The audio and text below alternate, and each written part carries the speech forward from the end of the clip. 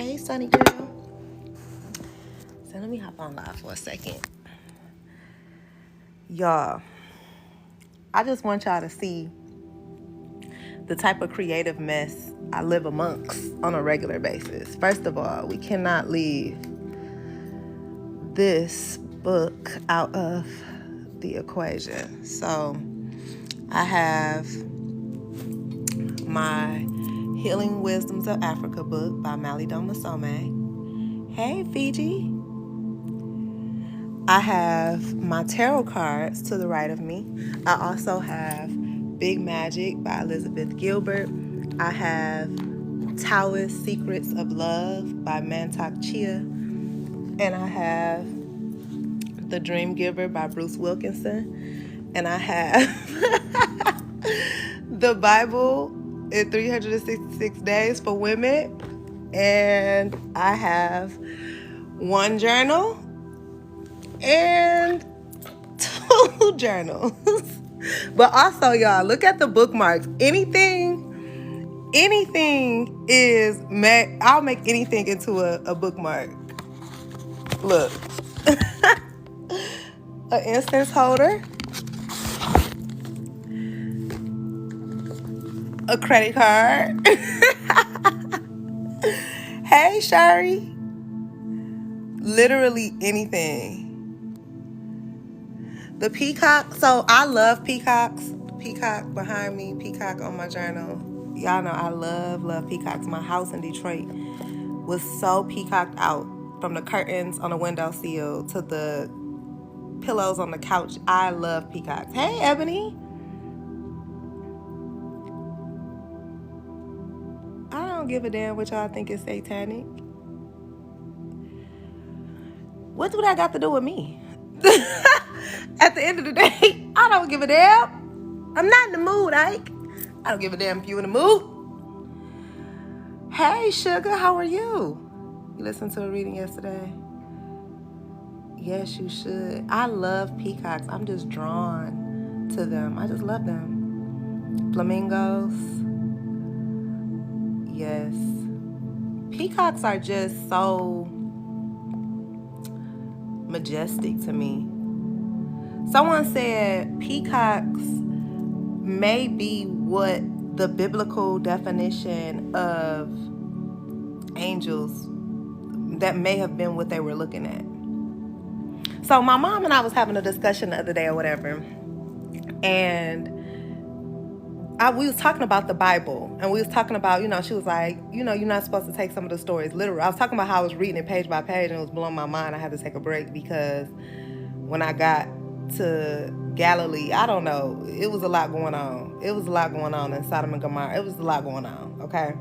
So I needed a break because it was too much. And she was like, well, you're not supposed to take it literal or whatever. And I was like, yeah, I know. But I was like, you ever think about, like, if you were to write your own book of the Bible, right?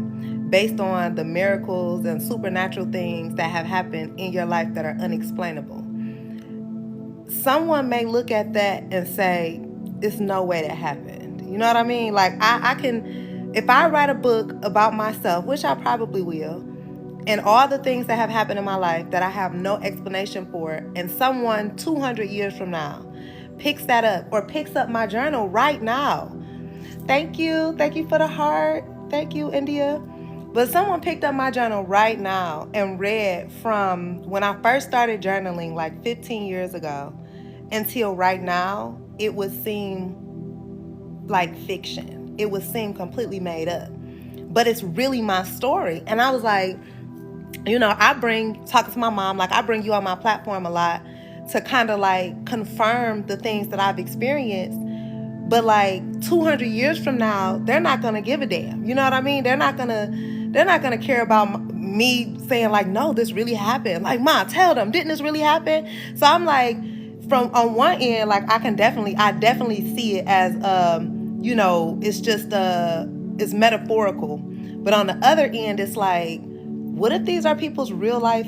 That's their depiction. That's the gospel according to them. Who am I to say that it didn't happen? So like we was talking about, y'all, I just be talking because y'all know my mama know I smoke and stuff. So when I be getting blood, I just talk to my mama and we have like deep conversations. This type of stuff I like to talk about. So we was talking about Noah's Ark, and she was like, "It's no way that Noah's Ark happened, or whatever." And I was like, "I mean, I feel you," because she was like, you know, they would have ate each other and all types of stuff, like. And I'm like, "Yeah, I feel you on that," but like, what if they was like, okay, I'm gonna tell y'all a story. So yesterday, I did not leave the house until I wrapped my head in black, right? I'm gonna bring this all for a full circle, y'all, I promise. I had on an all black yesterday, and I didn't leave the house until I could find something I can cover my head in black, right? I don't know why. I could find my white headscarf, but I couldn't find my black one. And so I ended up using like a dress or something, but I'm like, I can't leave. I ended up leaving out the house late because I couldn't find anything to cover my head with. I didn't know why I did that. So I was on my way to the tree man or whatever, pick up some tree. And I was like, I looked up to my mom and I was like, I wonder why I couldn't leave the house until I covered my head in black. Like, that's so random. I wonder what that means. And she was like, I don't know, maybe mourning or something. And I was like, maybe I'm mourning the old version of myself. You know, so we just having like really just coffee table talk, just, you know, mindless talking or whatever. So I couldn't find my tree man number because I remember I had to get a new phone. And so I thought I only had his number in my text messages. For whatever reason, I ended up coming across his number. And so I text him whatever. He said, come by, cool. So I get there. And usually I'm in and out. So this time, soon as I walked in, he hands me a blunt or whatever. And he just started talking, like just started like pouring out. Like he was like, yeah, you heard about the young lady, Courtney, that just got shot up? And I'm like, no. He was like, those are my people. And I was like, really? And he was like, yeah, she just got shot up 10 times. She got shot on, trigger warning, y'all. I'm about to talk about somebody getting unalive. My bad. Thank you. The only little secret. So I'm about to bring this all full circle, y'all. So I'm like, I was like, so he pulls out his phone and shows me the video of the girl getting unalived. No warning, y'all. My first thought was like, oh my God, I'm so glad my head is covered. I'm getting chills. I'm getting chills, okay? Like, So I'm in there for an unusual amount of time. As my mom is my witness, but what if I didn't have her? You know what I'm saying? This would sound completely made up, right? But my mom was in the car, and she even said when I got in the car, like, you usually in and out. I'm like, I know.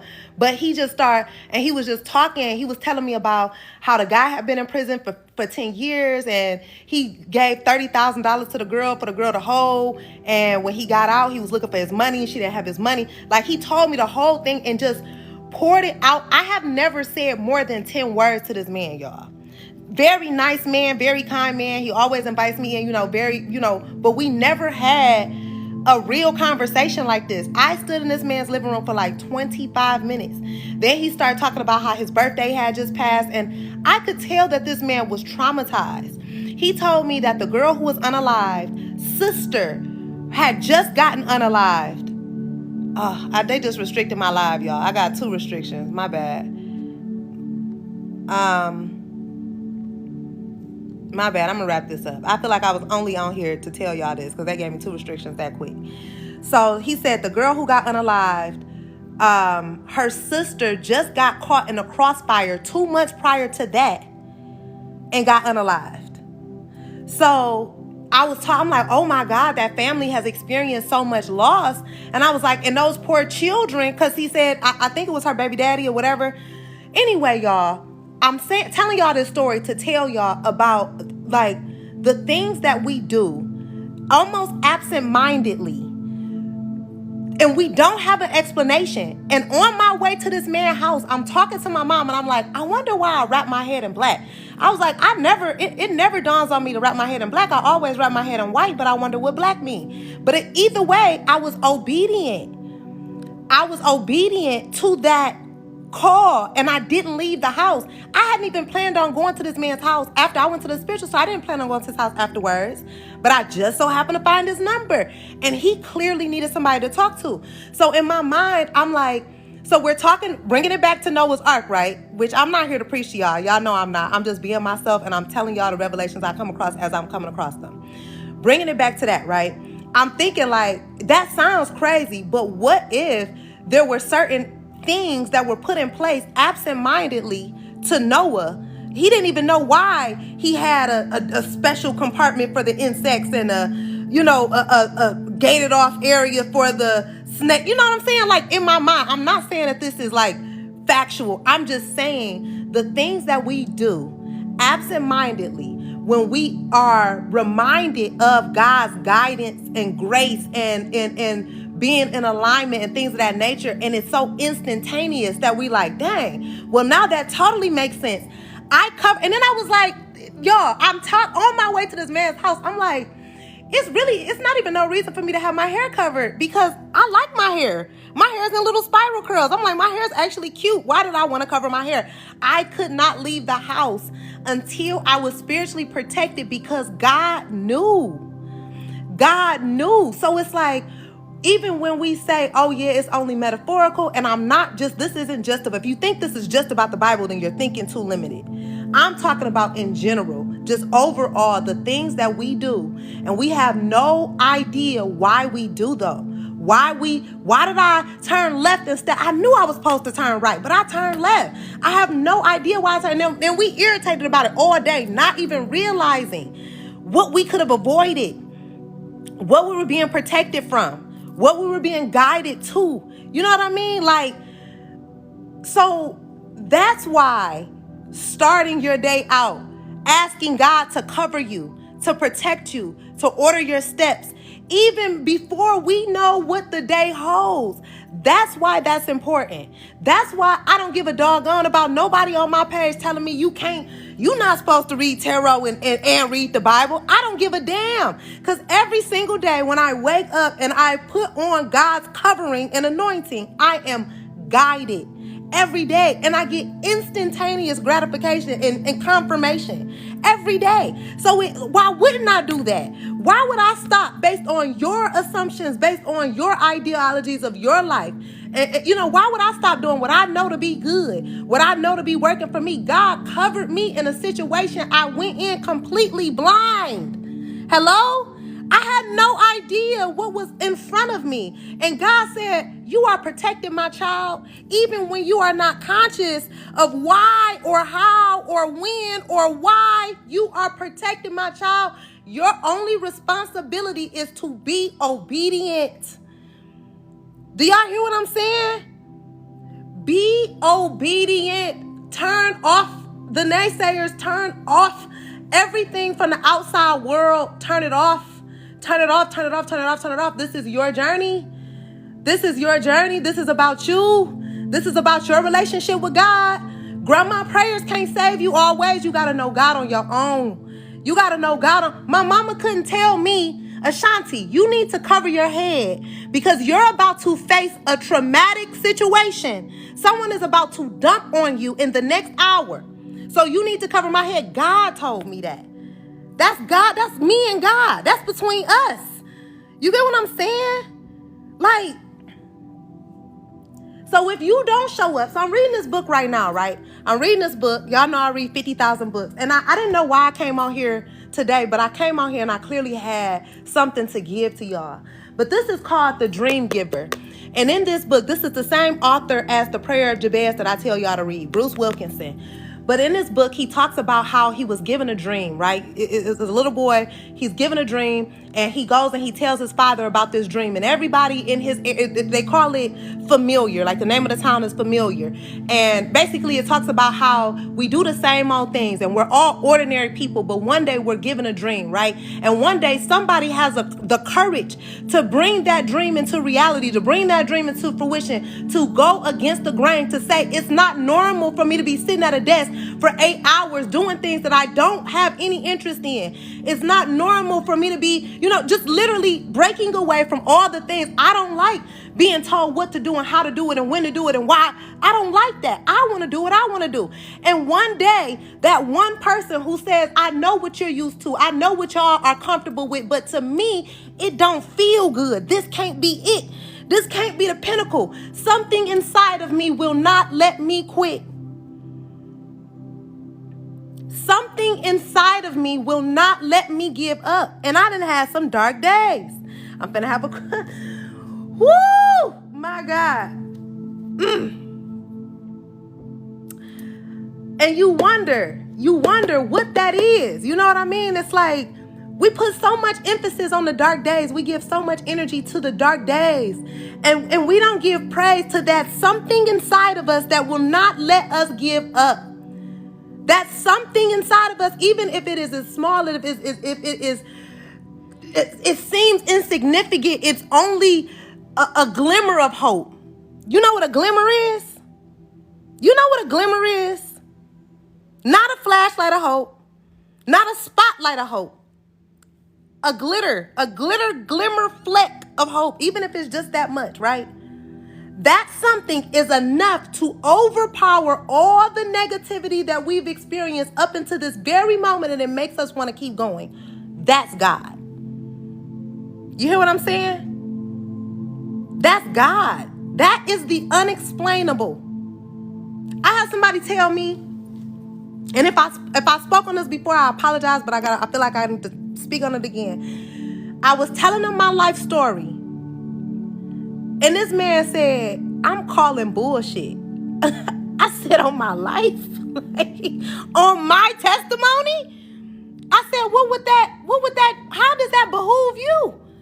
How you gonna call bullshit on my story? This is what happened to me. What the hell do I gain to make up something and try to convince you of otherwise? That don't even have nothing to do with me. The mere fact that you would even think I would have the desire to pull the wool over, who the hell are you? You're literally an NPC in my story. You're not even, you don't even have a major role. What would make you feel like you're qualified to call bullshit on my testimony? And then I thought about it because, things like that happen to me often, and it reaffirms me. It anchors me in my faith. I am unbothered. I am unmoved. You cannot change my mind. You cannot tell me what I've seen, what I've gone through, what I've recovered from. You don't know me. The mere fact that you would think your opinion over the things that I've really experienced in my lifetime is going to change my belief in God is insane. It blows my mind. Wow. That's what I'm shocked about. You think that you could call bullshit over something that I've actually experienced in this lifetime. But in later reflection, I realized I actually empathize with a person who has never experienced the supernatural presence of God. I actually pity you, as a matter of fact, because you are so disconnected from the supernatural presence of God that you can't even fathom what a miracle looks like. Damn. How unfortunate. How unfortunate. The things that I say, I just can't understand. I just can't wrap my mind around it. I don't know why somebody would, We talk about the most outlandish things like what Diddy does. I can't wrap my mind around it. Those are the things that blows my mind. I can't understand. Why would somebody want to have so much power over another person? Why would they want to destroy another person from the inside out? Those are the things I can't wrap my mind around, but you can't wrap your mind around the supernatural presence of God's miracles. Well, I'll be damned. You see how different, how we're all on this planet, but we all ain't walking and working with God. Do y'all see that in real time? There's people that you will look at and have a whole conversation with, and they don't even hear you like you hear yourself. Y'all talking about two completely different things. Y'all talking about two completely different gods. You get what I'm saying? Like, we got people that is literally living in their flesh, and I couldn't understand that. I couldn't understand that for so long, y'all. When people used to be like, you're of the world. Like, there's people out here who are of the world. I used to be like, what does that even mean? Or I had a Jehovah's Witness friend when I was growing up, and her mom used to say worldly all the time. I used to be like, what does that mean? There are people who have never experienced the presence of God. They've never heard God's voice. And so I'm talking to this man, y'all, and I'm trying to pull it out of him. So I said, have you ever had a near-death experience? So he's telling me about the near-death experience he had. And I was like, and what was your first thought after that? Because anytime I've had a near-death experience, my first thought was God, was to reaffirm my relationship with God. It made me believe in God even more. That was always, and I've had multiple near-death experiences. Y'all know I've told my story on this platform multiple times. My very first thought will always be, God is real. So I'm asking him, I'm like, what was your very first thought? And he said, was to call my mom. And I was like, damn, you really don't know God. So while this man is sitting up here calling bullshit on my testimony, I'm sitting up here pitying him and praying for him because he has never, in all his years of living, experienced the presence of God. You can't put a dollar value on that. Silver and gold. You get what I'm saying? Like, it's invaluable. And these people are walking around. These are the people you getting advice from. These are the people telling you that you can't accomplish your dream because they couldn't accomplish their dream because they couldn't accomplish their dream because they don't even have a vision. They don't even have a foresight. They don't even have the connection. And you let somebody like that tell you what you can and cannot do? Oh my God. I'm finna get off this live because I ain't here to hold y'all all day. I just had to get that off my chest. I had to get that off my chest. Do y'all hear what I'm saying? I don't give a, I'm in my nightgown. I don't give a damn. Like, I'm reading books because that's what I like to do with my time. I'm writing in my journals, talking to God with my time. I could be clocked into somebody right now and God has blessed me and afforded me a life where I could read 5 books a day and still pay my bills. And somebody trying to tell me that God ain't real? Well, I'll be damned. So who the hell am I supposed to believe? The evidence of the things that I've prayed for that are right before my damn eyes, or somebody who has never experienced God? Baby, if that make me crazy, I don't give a damn. Call me out my rabbit ass mind. I'll stay crazy. I don't care. I don't give a damn. There are things that have happened in my life that I cannot explain with any other explanation other than by the grace of God. And there will be people that are placed in your path, and they will try to test you and challenge you and try to make you question what you know to be true. What you know to be true. Like, what do you mean? There is no other explanation. There is no other explanation. Okay, like you don't believe it? I feel sorry for you, baby. I feel sorry for you. Because I don't live a limitless life. I live a limitless life. I don't live a limited life. I don't live in a limited reality. I literally speak things and pull them out of thin air. That's the life that I live. I believe that. I believe that. To imagine living a life where the bane of your existence is your job title. Y'all better seek God. I don't give a doggone about nothing. For real, for real. Y'all don't have to listen to nothing I say on this platform. Matter of fact, this platform, it don't even mean, like, it's literally a platform based on baseless thoughts. But if y'all learn anything from me, it's seek God. Guess what time it is, y'all? Can't make this up. It's by God's grace. Seek God. In any version that you find God, in any version that feels good, in any name that feels good, in any religion that feels good, seek God. I love you back, Spiffy. I love you back. Because in our darkest hour, in our loneliest moments, when we feel completely alone, right? And we look to our right, we look to our left, and we feel like we have nothing or no one. That's when you're going to find God. And then as you sit in that energy, And as you feel that empty feeling, that heavy feeling, that sharp pain in the center of your chest that we like to call loneliness, as you feel it all the way through, the moment in which it stops hurting is when you fully accepted the presence of God in your heart.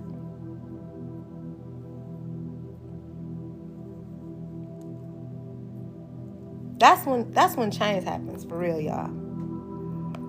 The moment you say, my presence is enough, because you have shared space with the presence of God, and you don't need nothing more than that. You don't need nothing more than that. You feel completely satisfied. That's where you're going to meet God at. Right in the center of your pain. Right in the midst of your most hopeless, helpless moment. That's where God is, y'all. I promise. I promise. I don't care what you call it. I don't care what religion it is. I don't care what it looks like in your mind's eye. It's a feeling. It's a feeling in the center of your being that you lack nothing. That is complete awareness of God's grace. Okay? Congratulations, Shari. You got this. It's already yours. Claim it. It's already yours. Be grateful in advance. Be grateful in advance. But I just wanted to share that with y'all. I really did. That's it. I really just wanted to share that with y'all. Sometimes I feel like I get on live, and I really do not be knowing when I be getting on live. But for the past, maybe about a week or so, I would say probably all of Mercury's retrograde, like when I've experienced challenges this time, I'm like, God, show me the lesson. Reveal it to me. Make it clear. Make it plain. Give it to me. I want it straight. I don't want to sugarcoat it no more. I don't want to miss the lesson this time. Clarify it for me. Let me get it the first go round this time. Because I feel like what I would do is I would try to numb the pain or run from the pain. And this time I said, no, I'm ready to face it. Whatever it is that I'm supposed to learn, I'm not afraid of it anymore. I'm not afraid of it because it's going to find me. I can't keep running from it. I have to face. I'm here. What do you want from me? Y'all ever seen that movie Powder? And he's like, it's a good movie if you've never seen it. But at the end of the movie, he like stands in the middle of the field and he's like, take me. If you want me, take me. And the lightning comes and it strikes him right in the middle of the chest and he turns into pure energy. Y'all ever seen that movie? That's how y'all know I really have been like this my whole life. That was one of my favorite movies as a child. And it talks about energy and energy-like beings. If you get time, y'all, watch that movie. That's one of me and my dad's favorite movies growing up. But yeah, so this go round 2 times during this Mercury's retrograde, I faced challenges. And I said, God, just whatever it is, I'm ready. I'm here. I'm ready. I'm ready to change. I'm ready to grow. And I feel like I'm letting go of the last remnants of the old version of myself. The things that made me feel, safe. The things that I recognized. It's called Powder, y'all. Powder. It's complete and utter ultimate surrender and submission to God's will. It's like, if it's out of my control, then it's in God's. You know what I'm saying? And that total understanding gives me so much peace. It gives me so much peace. Listen, releasing the old version of yourself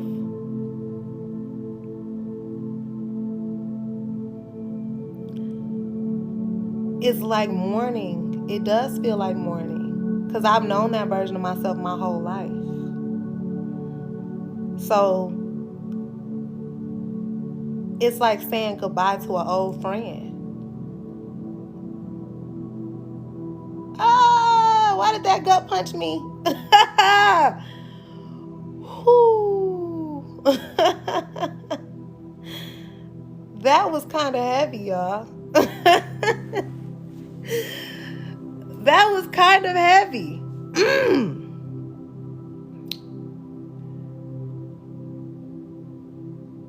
Yeah. So it's like being grateful to who you are becoming and simultaneously releasing the version of you that you can no longer be in order to receive these blessings in their entirety. Just because, you have bad habits, I don't mean you don't love that version of yourself. You've been that version of yourself your whole life. But who you are becoming requires a whole new version of self that you can see in your mind's eye.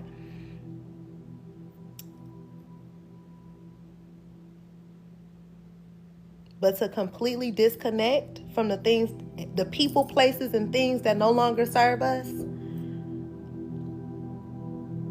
baby. Woo, woo, woo. Yeah. Being self-aware in all versions of yourself and being able, one of the things that has hurt my feelings a lot in this lifetime is like when I do care, I can see where I went wrong in real time and like have a growth spurt right in that moment. But whoever it is that I had that energy exchange with is still stuck in the past, and I've already grown just right then and there. Like I'm like, oh wait, okay, yeah, I see that. I see. You right. Just like that, like it's like, oh, okay, yeah. Let me course correct, and then you gotta listen. Being able to see yourself from a bird's eye view and watch how you move and the decisions that you made because you are intentionally choosing to bear witness to yourself through meditation and watching a playback of how you moved and how you move incorrectly and having to own that and make adjustments.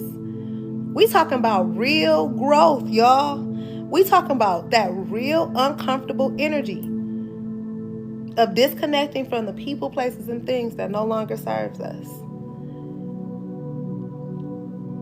It be a lot going on. I was talking to one of my mentors yesterday, Cosmic. Y'all know Cosmic. I talk about him a lot on this platform, or on my other platform, I guess. But we was talking or whatever, and I was telling him, I asked him, do he feel like being a spiritualist is a sacrifice of sorts? Like, does he feel like he made some sacrifices in certain areas? Because I do. I'm gonna be honest, I feel like that at sometimes, It's not all flowers and rainbows and butterflies. And so he said, absolutely. But I also feel like, he basically said, like, within the covenant of being a light worker or being the lamb, he said he compared it to being the sacrificial lamb in certain areas and being the first to face certain lessons so that you could teach other people how to maneuver through them and things like that. He was saying that he is also a great reward with that as well, but he negotiated his reward. And I'm like, that makes so much sense. Thank y'all for sharing space with me. Most people aren't willing to do the work, Bree. Most people.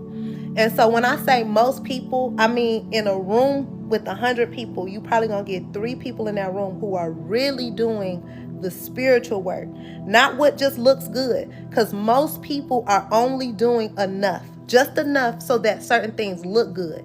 They don't have depth to them. I can't get the words out. They don't have depth to them. So the why usually is very shallow. And most of the work that we're doing goes far beyond the why. It goes so deep because we doing things that we don't even know why we're doing them until after the fact. So this is like course correction, generational curse edition. So most people, you're not going to be able to relate to. And that's why spaces like these is so important, because I hear y'all, I hear y'all when y'all talk to me and you get like that 30 minutes and people be like, I'm so glad I could talk to you about this. That's because most people are not vibrating off of a certain frequency. Most people, that's why when I get on this page, I can reach more people. Because when I'm on this page, guess what vibration this is on? I'm not oblivious to that. That's why it is what it is. I just made a video the other day where I was talking about how sexual energy is solely responsible for our creative energy. And I mean, I'm breaking it all the way down, citing sources and everything. That video with triple wood. You hear me? Styrofoam. I'm talking about Mantak Chia. I'm giving diagrams, and I really didn't go super duper deep because I was kind of afraid that it might have been too much to begin with. But people are not ready. But that's the type of stuff I got to talk about on my Patreon, and I'm realizing that. Like, that's the type of stuff that. But even there, I'll be like, I don't know. Do y'all really want to go here? Because it's work. It's one thing to be able to like share the things that I'm learning, but it's a whole nother thing to be able to share it in a way that I think other people would be able to learn as well. So.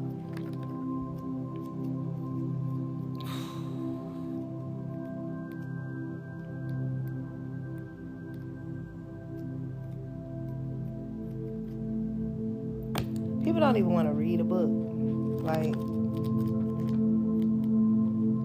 So that's why we got to drink more water. If we drink more water, then we're going to feel more inclined to take our herbs. If we take our herbs, then we're going to be on top of our game, and we're going to be mentally clear, and then we're going to be ready to be more productive. If we're more productive, then we're going to create more time for us to read, more time for us to exercise, more time for us to meditate. All of these things go hand in hand. All of these things will encourage you to do something more. Even if you only have the capacity to do one thing, do it. Do that one thing. Drink water. Go for a walk. Do something. Which one? Which book, Alexis? Tell me what it was about, because I didn't show about 5 books up here in like 5 minutes. Walking and meditating is fine. Just do something. My goodness, that's all I ask. The Dream Book. This is what it's called. Screenshot this, y'all. It's actually a really good read. When I get off live, I'm setting my timer again for 30 minutes. And just don't even do too much. Just set your timer 20, 30 minutes a day, y'all. That's better than nothing. We don't be reading at all. If we give ourselves 15, 20 minutes. I was just telling my Patreon fam, I don't want to set the bar too high because I don't want it to be where y'all just don't do anything at all. You like to walk and don't go anywhere. Ain't nothing wrong with that, Juju. It's nothing wrong with that at all. I like to be outside in nature. I think my mom and I were going to visit different parks, hiking parks. Melrose like to be outside too. Hey, James. The Power of Now. Alexis, I think I've read The Power of Now no less than like 25 times. And I'm going to tell you why. Because the first 20 times, I could not digest it. It wasn't until I started to listen to the audio book and read the book at the same time that it like really clicked for me. And even still, I think that's one of those books that you should read once a year to kind of just get you back. You know what I mean? Oh, yeah. See, people who living in the South, we got to take advantage. So, Tyra, this is my first time going to anything like nature related in Georgia. Georgia is gorgeous. My God. And I just went to a place that was like 15 minutes away just because it was 15 minutes away.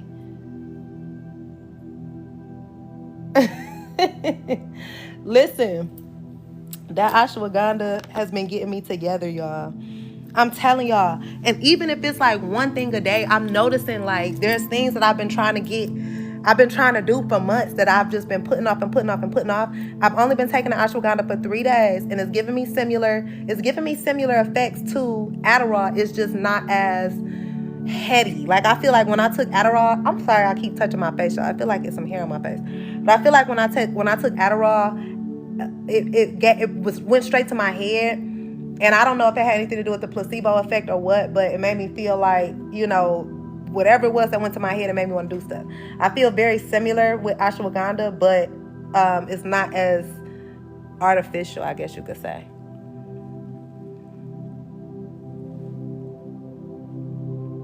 And that 5-HTP, just because it's a natural serotonin booster, and y'all know Adderall is well, it's not natural, but it's supposed to boost your serotonin as well. I feel like the combination of the two really work well with just keeping my mood just, I feel so good. We have every landscape, and no, for real, it's so scenic. Listen, we cannot slack off the ashwagandha, because then, this is another thing too, y'all. I be thinking to myself, I always just be thinking, but I be like, dang, when I fall off, it only take a little bit to make you fall completely off. Like, it only took us not going to the gym that one time, and we ain't been back to the gym in a year. It only took us drinking that one sip of pop, and now we playing connect the dots on our face. Now we ain't put pop down. You know what I'm saying? Like, I be really thinking about, so that's why I'm like, okay, boom. I got this tumbler. Remember when I told you, I was like, I bought this tumbler because I like the way it looked, and it's going to make me drink more water. Boom. That's an investment to me. Any little thing that I can invest in myself that's going to help me to do something else that's good, it's worth it. Any little thing that we do that will inspire something else of equal or greater value is worth the investment, okay? Listen, literally, I'm getting rid of this. I don't even know where this one came from. I remember where this one came from. And then this one pops up out the blue. This popped up that came from drinking pop. I don't even drink pop like that. But we bought 5 cases because it was on sale. And I was just drinking it. I haven't drank pop in years. Now I got to bleach my skin and get me back right. But it's all good. Because we live and we learn. 2 times a week. You get what I'm saying, Satira? That's literally how it happens. You miss one class, and now, boom, you spiraling. You take one sip of pop, and boom, you drinking pop. And not just any pop, dark pop. Who am I? Oh, no. I said, I got to get that up. I got to get that up out of here. So I started replacing pop with sparkling water and just, one thing at a time. Every time you hear pop, I am definitely for the Midwest, for sure. Detroit all day. But even like reading one paragraph of a book is better than not opening that book at all. You know what I'm saying? Like, read the first sentence. The first sentence might inspire you to read the paragraph. That paragraph might inspire you to read the page. You know what I'm saying? Like, please, y'all. The only thing that we really can do right now, especially with everything that's going on, if your energy is high, inspire someone else. Inspire someone else. To me, that's how we can actively walk in our purpose. Sometimes we're waiting for these big, huge, magical, everybody is not going to be an icon or whatever. I don't know what y'all want to be when y'all grow up, but everybody ain't going to be Michael Jackson, okay? But somebody inspired him. You know what I'm saying? You might be the inspirer. So get up every day and live to inspire someone, and you are walking in your purpose. Hey, Sky. How are you? I might actually post this live. I might. Y'all know I don't post my lives because I be feeling like if you ain't catch me on the live, then you kind of just missed it. You know what I'm saying? Like, it don't be feeling right. It don't be feeling right. But I might post it. We'll see. If I can pull it up from my other phone, because this phone got storage. If I can pull it up on here, then I'll post it on Instagram. Not Instagram, Lord have mercy. YouTube. But I just wanted to inspire y'all. I just wanted to give y'all a piece of my mind, because magic is all around us, and the magic is God. Like, when I say all the things that have happened for me and to me and with me have all been little pieces of inspiration of God. Like, no matter what you call it, no matter who you call it, it's all God. It's all connected. It's all literally working in our favor. The universe is always conspiring in your favor, even when you don't feel it, Even when you are at your lowest, even when it don't make sense. Even when it don't make sense. You always missing them. I love you back, Bando. Listen, it's already worked out. Imagine if we had the ability, if we were disciplined enough to move our minds from bad moments into the reality where it's already worked out at all times. Imagine that. You watched it, Janelle? Thank you for watching it. Thank you. Thank you, Black Carib gal. Imagine. So I just challenged my Patreon family members to, as y'all can hear in the background, y'all hear some frequency going. I am challenging myself to intentionally, so the things that are beyond my control, I'm not worried about. But the things that I put on for myself will be frequencies. For the next 30 days, I'm going to intentionally listen to frequencies to watch how my life improves based on what I am intentionally consuming. Y'all know I don't really watch TV. So the content on this page may differ. It might change a little bit. That's totally fine. Y'all know I don't give a damn. I'm still going to be my authentic self. So if I come across someone or something that interests me, I might post about it, but we'll see. I'm just flowing with it. How long every day? Just whenever you feel whenever you get the inclination to, you need to hear something, just putting some frequencies on. I have a playlist on YouTube, Jenny. It's in my bio. All my frequencies are there. And then I have a couple subliminals, but just intentionally listening to things that will assist us on a super subconscious level. What will happen? And I can do this. I don't, it's especially like I'm so ready, y'all. Bev sent me a playlist that was attuned to 432 hertz, right? But it had regular music. It was regular music. Great playlist, don't get me wrong. But I'm sitting here and I'm like, no, I just don't want to hear nobody. I don't want to hear nobody sing or no words. I just want to feel the music. And I consciously turned it off and put on the frequency. So that's how, like, I already know where my head is at. It's just like, yeah, I'm ready for this shift. For real this time. Like, I'm really ready. I'm focused. I'm locked in. I feel good. I'm happy that I'm here. And I just want to consistently improve. I really want to be better in all aspects, in all areas of life. I'm ready to let go. I went through something where I was like, dang, yeah, I am traumatized. But I'm traumatized. Like, my issues, my abandonment issues comes from my dad dying, not from relationship issues. And I expected someone to be understanding of that. And then, like, the next day, or like, I don't even know, maybe a week later, I was talking to my brother and he irritated me. And if y'all know, I have a rocky relationship with my brother, but he irked me. And I was like, I'm like, okay. I was like, I'm an adult. I don't have to be irritated. If you irritate me, I can. Remember, I made the video. That was the day I took ashwagandha. When I said my brother, I be telling y'all the truth. I swear I do all the time. So I was on the phone with my brother and I literally hung up on him. As soon as the energy shifted, I was like, nope, I'm not digesting that. I don't have to. I'm good on that. And then he texted me immediately after and was like, I'm sorry. I haven't been right since Dad died.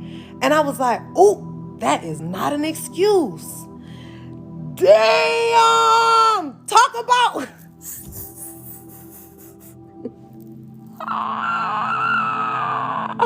Y'all, I be getting scalped. I'm telling y'all. So that's how I be extracting lessons. Like, literally, I connected the dots instantaneously. I was like, ooh, well, that is not a justification.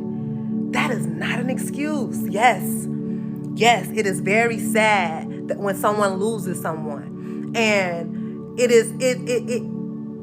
they go through grief and they go through things, and but it is our responsibility to not bleed on anyone else.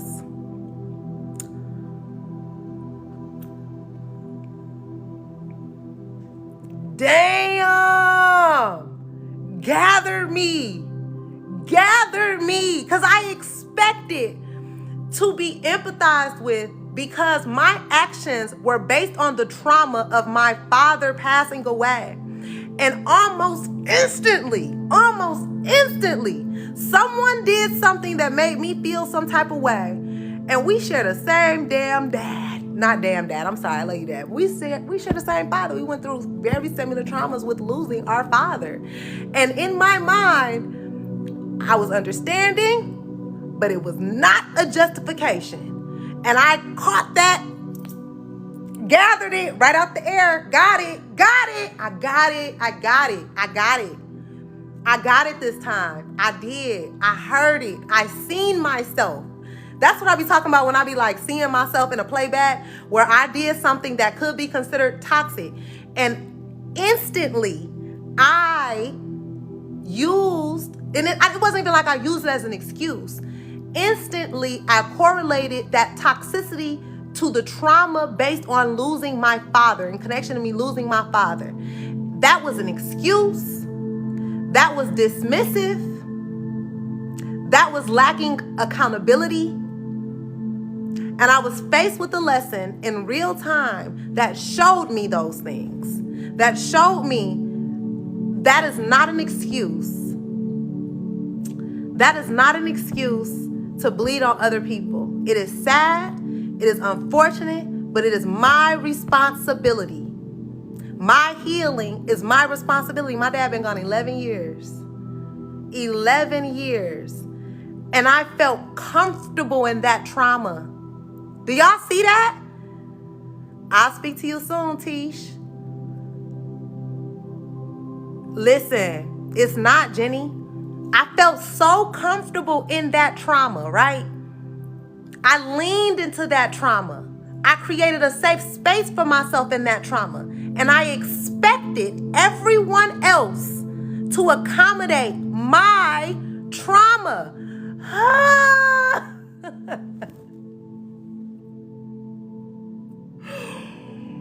Woo!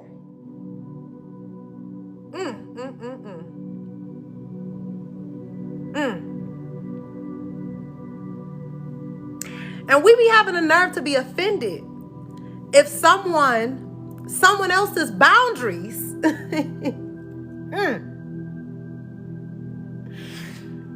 prevents them from being emotionally abused or manipulated by our trauma.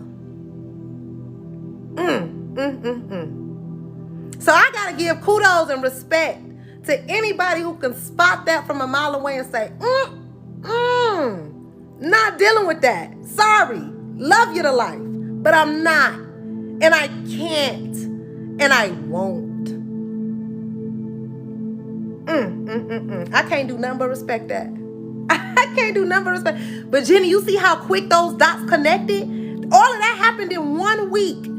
That was 7 days worth of lessons summed up. That's how my mind worked. That's how I seen it. I was like, ooh, yep, all right. I seen the setup. I seen the play-by-play. And guess what I did? Extracted the lesson. Now we can move on. Because my God, am I tired of cycling. But I seen it. And witnessing yourself lean into that is a low vibration of self because it is a trauma that I have created a safe space within. You know what I'm saying? So that is me witnessing the lowest version of myself make itself comfortable. Until I wasn't comfortable no more. Because boy, oh boy. That does not feel good. I've seen it from my perspective. Now, I've seen it from someone else's. I've seen it from my perspective. Then I've seen it from someone else's perspective. That makes sense. You can't do that. It don't matter what you done went through. It's not nobody else's responsibility. You can't bestow that burden on other. The only person that you can bestow your burdens upon is the Most High. But people, mere mortals, are not responsible for your traumas.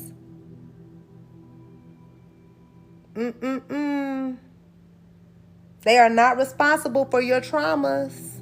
Their empathy for you does not give you permission to emotionally manipulate and abuse them with your traumas. Uh-oh. It is manipulative to expect someone to accommodate your trauma. Uh-oh. Uh-oh. Are we toxic? We might be, but we healing. We getting it. We getting it quick. We connected. That makes sense. Okay, cool. Let's move on. Because I don't want to keep on. And then y'all know another thing too, why it's so serious for me? Because I've been talking about how this is my last lifetime since I was like 3, okay? I don't want to keep on coming back. I was one of them reincarnated kids, and I knew from a very young age that I was tired, exhausted, and disappointed to be back. So, I got to get it.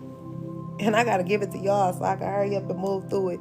Not like I'm just like, let me shut up, because that might sound like but that's not what I'm saying. I'm just saying that all of my life, I have been saying things like, I want to go home while living in a place that I call home, because I have this yearning of going to a place that feels like home that I've never experienced in this lifetime. That might have been a bit much. I don't know. But I feel like if you know, then you really do know. If you feel me, then you really do feel me. You know what I'm saying? Like,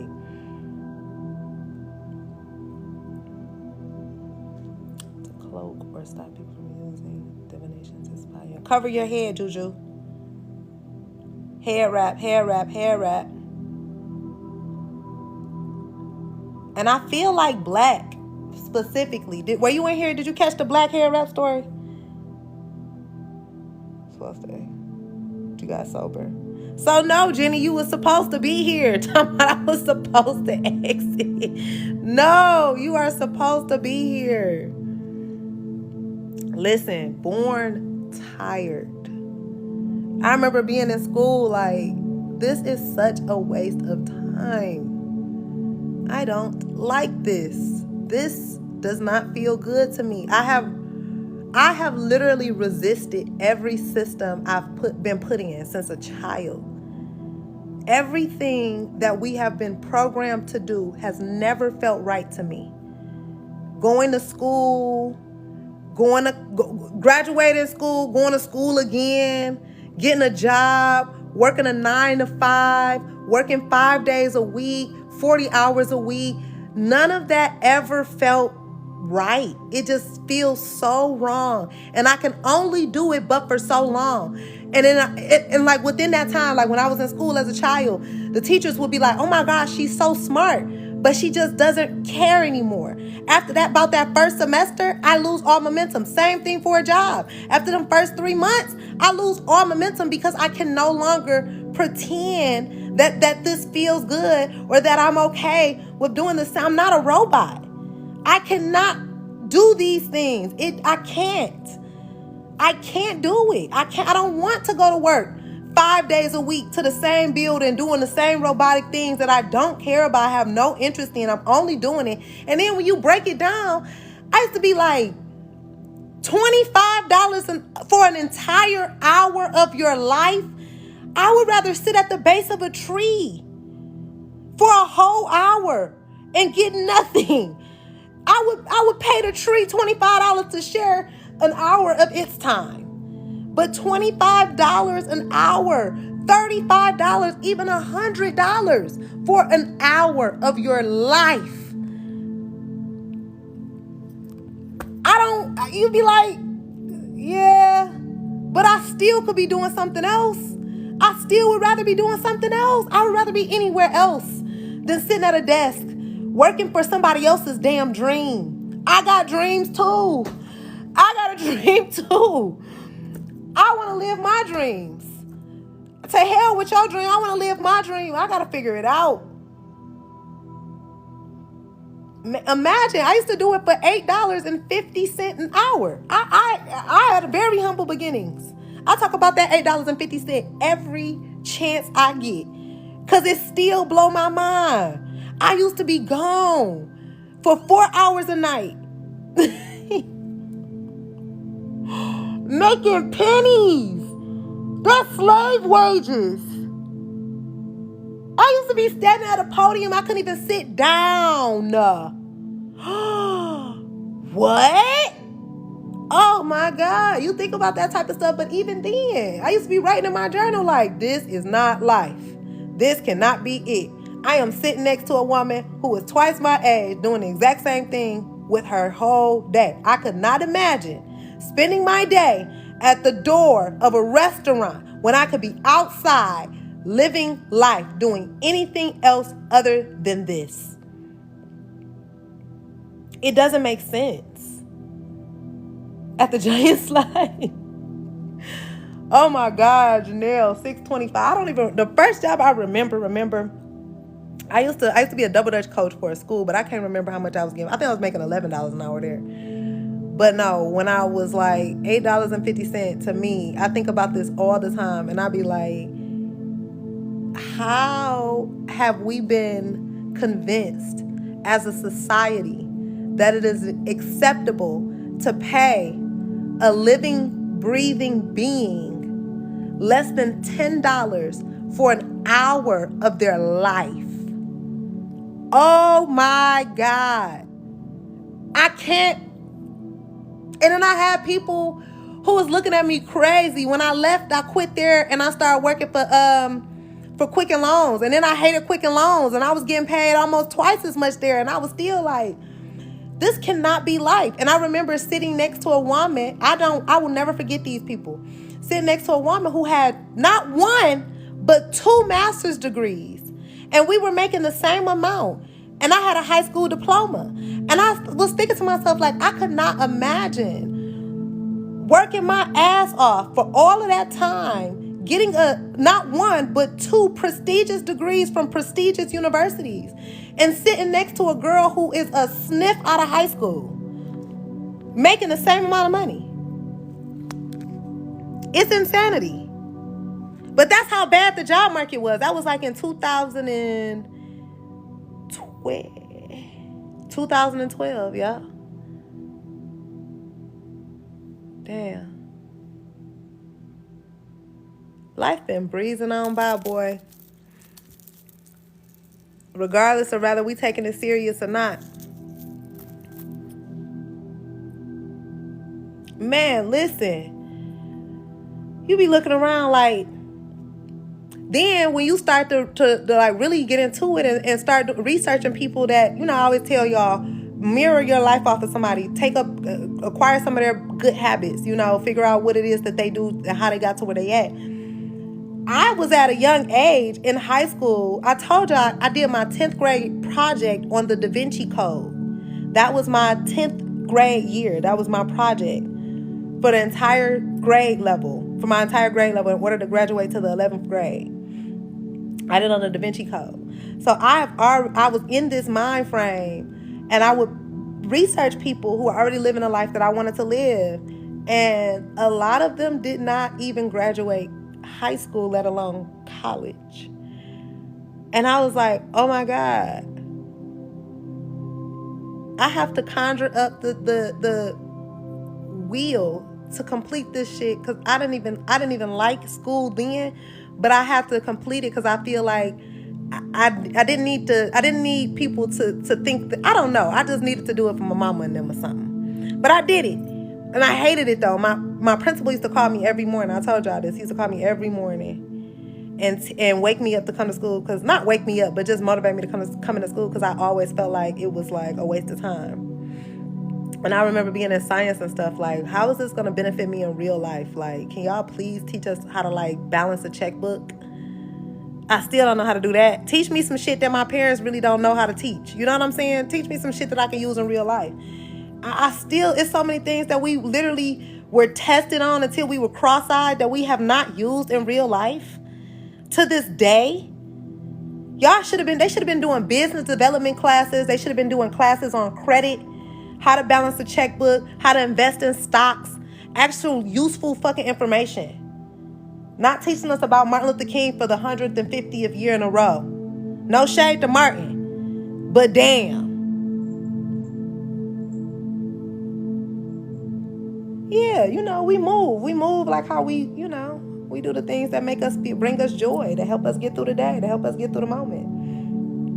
But that shit stopped working after a while. You be like, I don't even want to do this no more. That's what this book talks about. Like, one day, you living in your ordinary life. Let me see if I can find a little.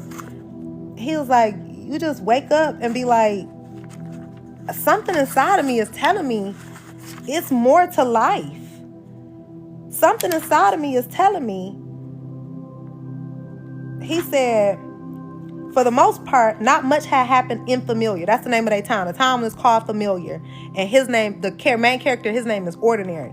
So it's like, for the most part, not much happened in Familiar that hadn't happened before. Ordinary thought he was content. He found the routines reliable. He blended in with the crowd. And mostly, he only wanted what he already had, until one day Ordinary noticed a small nagging feeling that something big was missing from his life, or maybe the feeling that he was missing from something big. He wasn't sure. That little feeling grew, and even though nobody's in Familiar didn't generally expect the unexpected, Ordinary began to wish for it. The Dream Giver. I wonder if this has anything. Y'all ever read the book The Giver? I wonder if this has something to do with that. The Giver. I read that in middle school. It is something on my face. Damn. Okay, y'all. So I need to read some more, and I gotta prepare because I got clients. So I love y'all. I really just wanted to give y'all some. I just wanted to give y'all a piece of my mind. I hope y'all make some time to invest in yourself today. What upset you, Juju? Thank you, Rissa. Thank you for sharing space with me. What upset you, Juju? Post alive? Okay. Okay.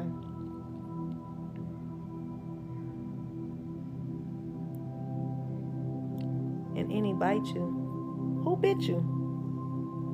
Thank you for sharing space with me, Andrea. Thank you all. I appreciate y'all.